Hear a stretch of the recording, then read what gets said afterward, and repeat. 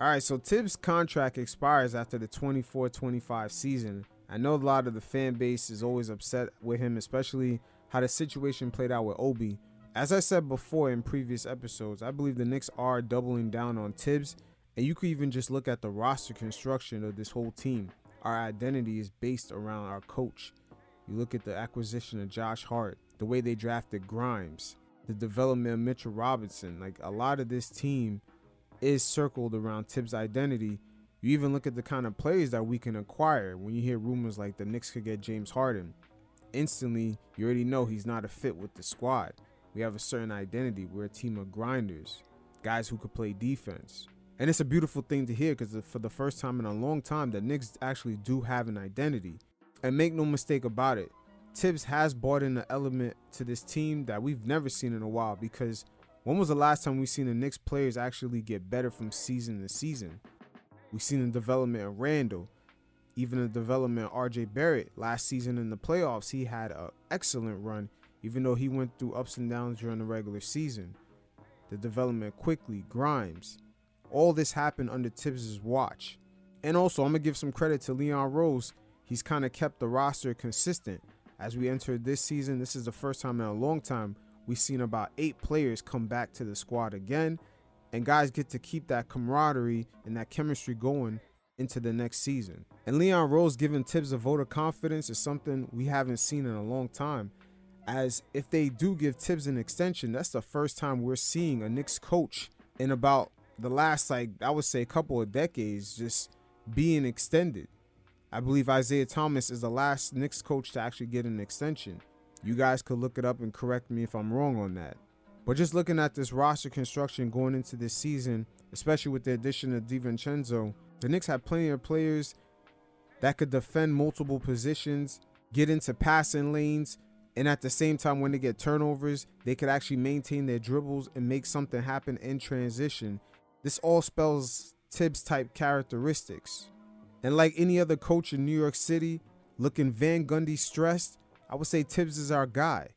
He's definitely had some ups and downs while being out here. We heard rumors of William Wesley even calling Thibs out when we were struggling about 2 seasons ago.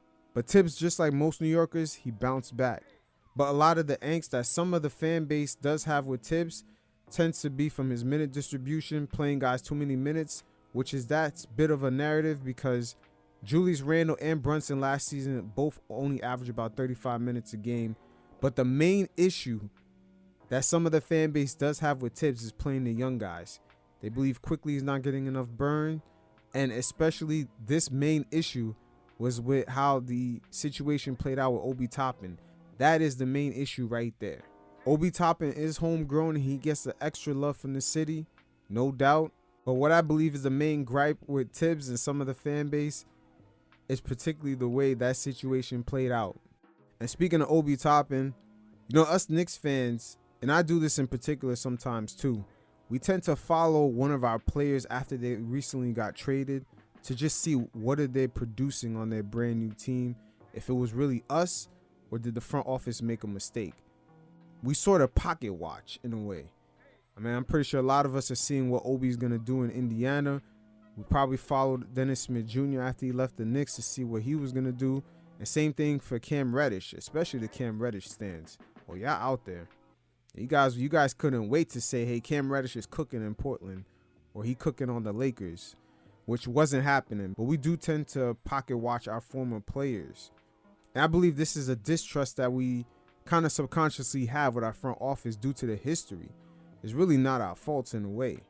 Because if you look in the past, the Knicks tend to have a small history of just giving away players that tend to produce on other teams. You could look at recently how Phil Jackson gave away Iman Shumpert and J.R. Smith to the Cavs, and they helped LeBron win a championship. He did this after bringing down their value so much while they were playing for us. And same thing for Tim Hardaway Jr. We drafted him, then we sent him to Atlanta, and he started popping off. And we end up signing him off of free agency for twice the price. And this just doesn't stem back from a decade. This is probably a couple of decades of just this type of history. You could look at Trevor Ariza. We traded him away for Steve Francis, and then he became a key piece in the Rockets, and then he helped Kobe Bryant win a championship.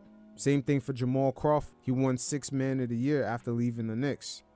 And you could look back all the way to the beginning of the Isiah Thomas era when they traded away Nene Hilario and got Antonio McDyess, where McDyess ended up getting hurt and never really doing nothing for the Knicks, while Nene Hilario was, putting up decent numbers, much better than McDyess at the time.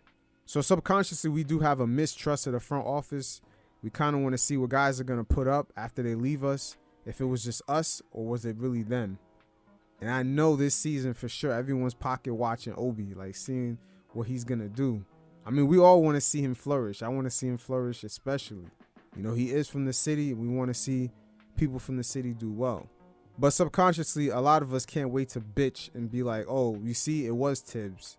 Thibs didn't play him enough minutes. But really, these things tend to be overblown. And we should have a lot of trust for the direction that Leon Rose and the direction of Thibs on the court have led this team to. They're doing a great job, especially for the NBA landscape that just keeps changing over and over, from the CBA to the rules on the court. But the Knicks have put themselves in a prime position to be a playoff team from year in, year out, and we have plenty of draft picks and young assets to make a move to upgrade this team, which I can't really say the same for a lot of the teams that are contending now. Those teams, low-key, are pretty much stuck with the roster that they currently have, and this goes from the Phoenix Suns to the 76ers to the Milwaukee Bucks, especially with this new CBA coming into play.